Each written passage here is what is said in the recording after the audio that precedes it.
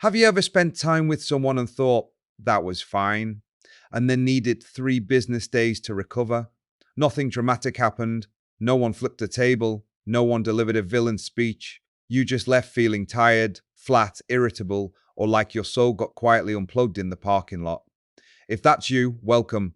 You are not rude. You are not antisocial. And you are definitely not the only person who has said, they're nice, while your nervous system whispered, please never again. Today we're talking about why you feel drained around certain people. And no, it doesn't always mean they're toxic. Sometimes they are, sure.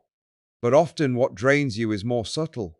It can be constant intensity, one-sided conversation, emotional unpredictability, feeling responsible for their mood, masking who you are, being talked at, not talked with, never feeling fully at ease.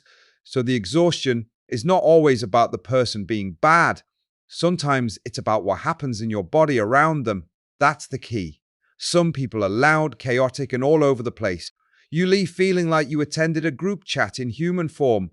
Some people are deeply negative. Every conversation becomes complaints, drama, and can you believe you start out empathetic and end up staring into the distance like a war correspondent? Some people aren't doing anything obviously wrong, but you feel like you have to perform around them. Be funnier, be more agreeable, be less sensitive, be more impressive, be smaller, be easy. That kind of self-editing is exhausting, and personality plays a huge role in this. If you're highly empathetic, you may absorb other people's emotions like your nervous system has no spam filter. If you're conflict sensitive, you may stay hyper-aware of tone, tension, or awkwardness. If you're conscientious, you may overfunction, carrying the conversation and smoothing things over. If you're more introverted or easily overstimulated, certain people can feel like a full sensory event. Same room, same conversation, very different energy cost. And sometimes the draining part is not their personality, it's the dynamic. Maybe they only call when they need something. Maybe they interrupt constantly. Maybe they turn every story back to themselves.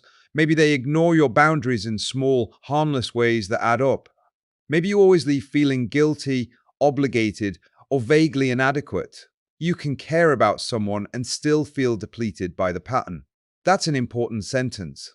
Here's the blind spot. A lot of people think, if I'm drained, I must be selfish, or I should be able to handle this.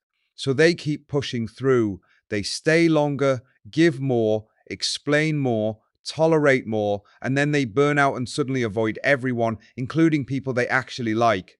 Now it looks like I need isolation, when really it might be I need better boundaries and better energy matches. So what helps?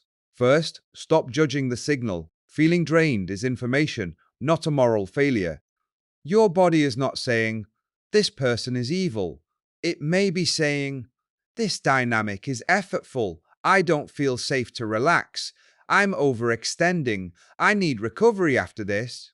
Second, get specific about what drains you. Is it talking too much, listening too much, emotional dumping, unpredictability, criticism, feeling unseen, having to manage their reactions? Drained is real, but vague. Specific helps you change something. Third, experiment with dosage, not just distance. Not every draining person needs to be cut off and turned into a healing lesson on Instagram. Sometimes the answer is shorter catch-ups, less frequent contact, different settings, clearer boundaries, not being their 24/7 emotional support hotline. You can like people and still need limits. Fourth, notice who you feel like yourself around.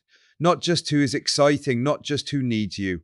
Who lets your body unclench? Who makes conversation feel mutual? Who doesn't punish honesty? Who leaves you feeling clearer instead of heavier? That's not a small thing. That's data. If this episode hit home, be gentle with yourself. Feeling drained around certain people doesn't automatically mean you're cold or bad with people. It often means your system is picking up on effort, mismatch, or a dynamic that costs you more than you realized. The goal isn't to become someone who is never affected by anyone. The goal is to become someone who can notice the cost before resentment pays the bill. And if you want to understand your deeper pattern, why you absorb, overgive, overfunction, mask, or feel exhausted in certain relationships, take the personality peak quiz at personalitypeak.com, because once you understand the pattern, you stop calling burnout just being social. See you in the next episode.